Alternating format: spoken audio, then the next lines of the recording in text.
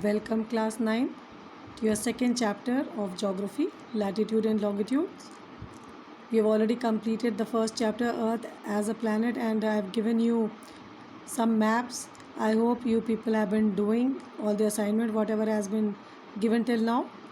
So let us start doing latitudes and longitudes. See children, first let me give you the introduction.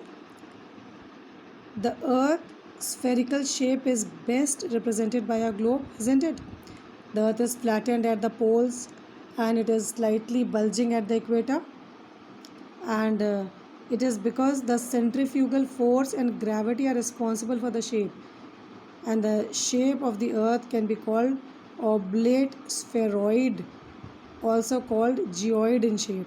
So Earth is unique in shape, geoid in shape. And it is the only planet where life exists, and the equatorial circumference approximately is 40,075 kilometers. And to find the exact location of the place on the globe, we have to use a map with the help of a network of parallels of latitude and meridians of longitude, which together forms the Earth's grid. The Earth's grid looks like this. See, the Earth's grid, latitudes and longitude. You can see the latitude, the horizontal line, longitude are the vertical lines, and they together form a network which is known as the Earth's grid. Now coming to the Earth is divided into four hemispheres. We can divide the Earth into four hemispheres. The region north and south of the equator. Equator is the 0-degree latitude, the line horizontally dividing the Earth into two equal halves, and they are called the north hemisphere and the southern hemisphere respectively. Whereas the region east and west of the prime meridian, which is the 0-degree meridian and 180-degree meridian of longitude, they are known as the eastern hemisphere and the western hemispheres respectively. You can see the diagram. See the equator 0 degrees. See the horizontal line, equator 0 degrees dividing the Earth into two hemispheres, north hemisphere, south hemisphere. Then you see the vertical line 0 degrees meridian dividing the Earth into two equal halves, east hemisphere and the western hemisphere. By now you should be clear in your directions, children. So now let us begin with the four main directions: north, south, east and west, which are known as the cardinal points. You can see in the diagram.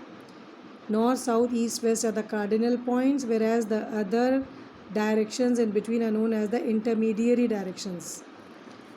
Now see children, what is the Earth's grid? The proper definition, of course I'll send you across, but just now try to understand. A complete network of parallels of latitude and meridians of longitude drawn on the map or globe is called the Earth's grid. Of course these are imaginary lines. Now coming to latitudes. What exactly is the latitudes in the definition? The latitude of a place is the angular distance of that place north or south of the equator as measured from the center of the Earth. Again you have to learn these definitions as well, of course. Latitude of the Earth is 0 degrees and that of the poles are 90 degree north and south in north and south respectively. It is measured either to the north or to the south of the equator and are accordingly specified as capital N or capital S. Each latitude is an imaginary circle parallel to the equator and centered on the polar axis, known as parallels of latitude.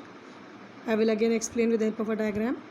Although there are 180 parallels at 1 degree interval, that is 90 to the north of the equator and 90 to the south of the equator, and equator is taken as the 0 degree latitude, and equator is the only great circle.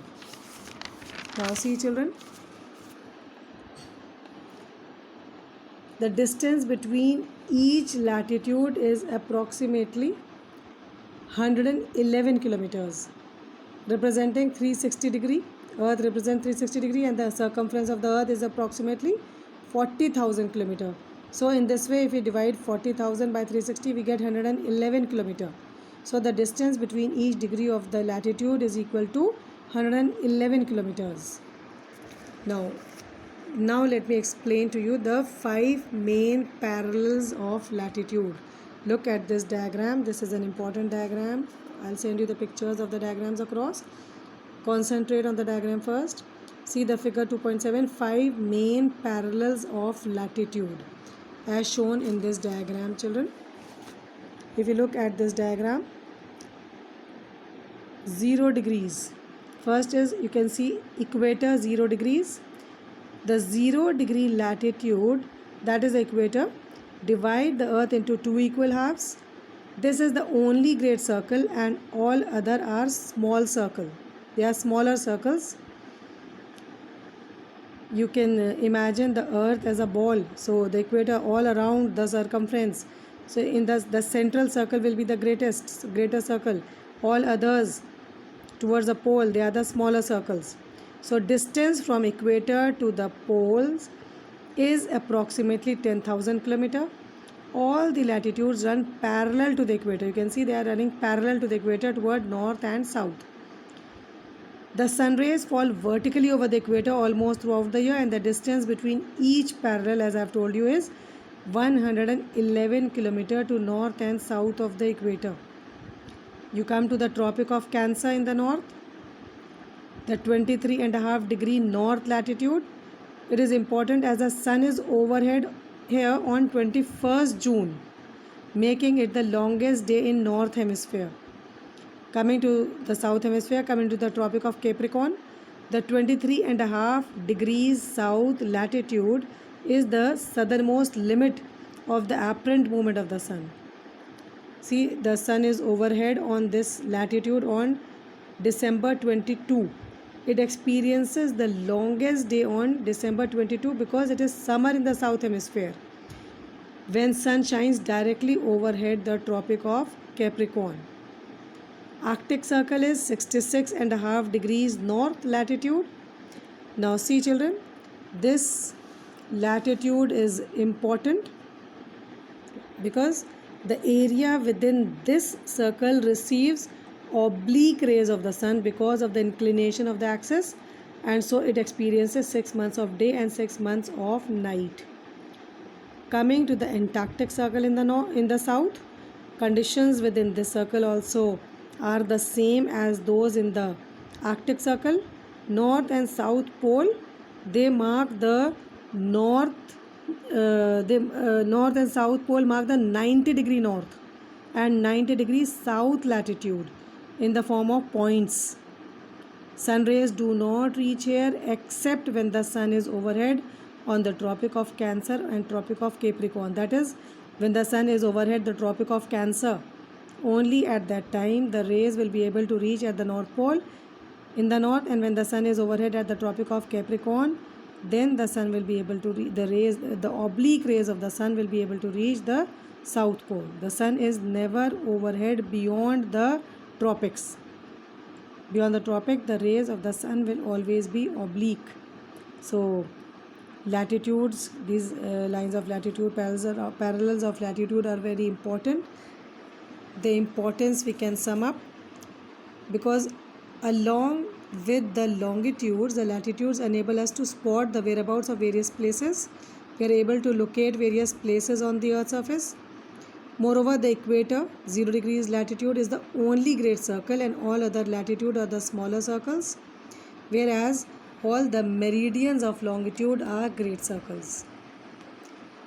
Now children, coming to the main 5 parallels of latitude, which mark the climatic zones of the Earth.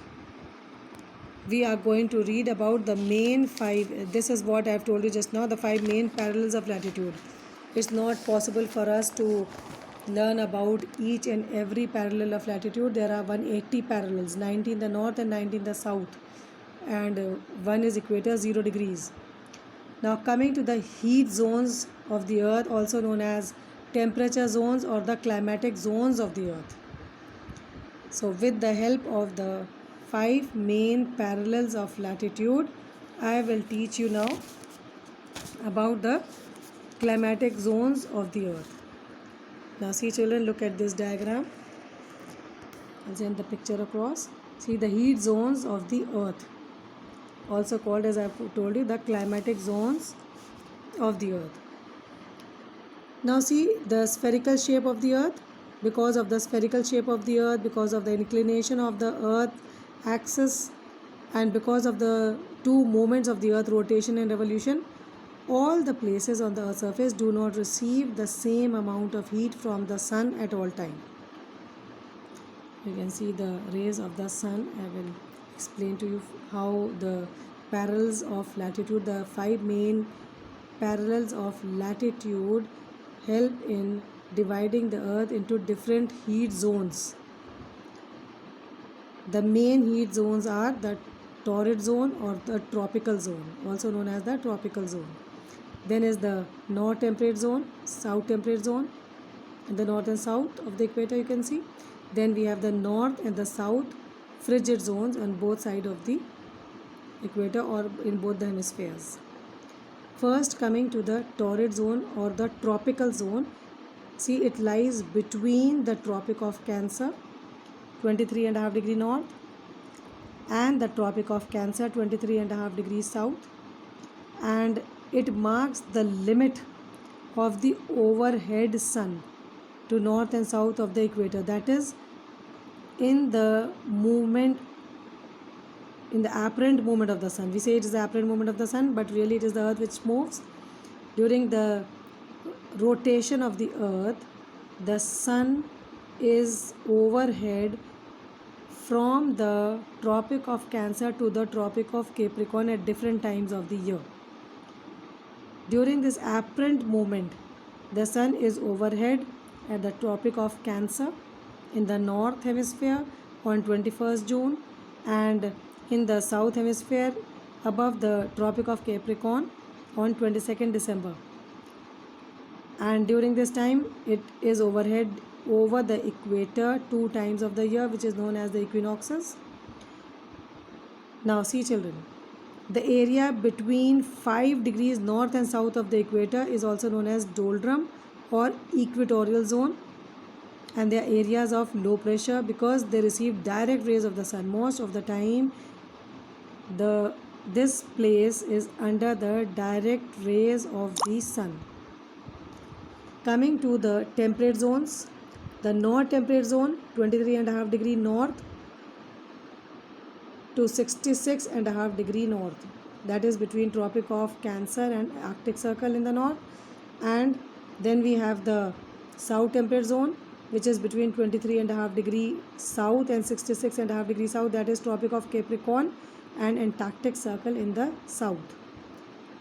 This area does not receive the direct rays of the sun, rather it receives slanting rays of the sun. See the diagram, that slant rays of the sun, and that is why here there is a great difference between the summer and winter temperature conditions affecting the weather changes which mostly occur in this region.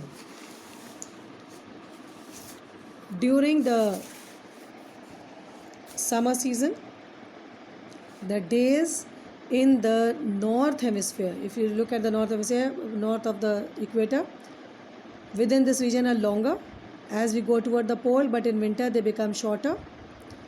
More than half of the population stay in this region, that is the temperate zone. Why? Because temperature conditions are ideal for living over here. Then coming to the frigid zone, you can see the frigid zone in the extreme north and south. This region it lies between the Arctic Circle to North Pole, and in the south you can see between the Antarctic Circle to the South Pole. These regions are extremely cold because of the inclination of the axis. This area in north and south receive very slant rays during the winter season. Look at the arrows, oblique rays, very slanting rays. Here the sun rays cover a much larger area, lose heat in the process also, and in fact these regions have about 9 months of winter during 1 year, and they remain frozen for the major part of the year. Hence, that is why they are known as the frigid zones. Till here children, I will send you across some diagrams and difference between latitude and longitude. Do them in your fair notebooks and revise whatever I have given you. Till my next video, goodbye, keep safe.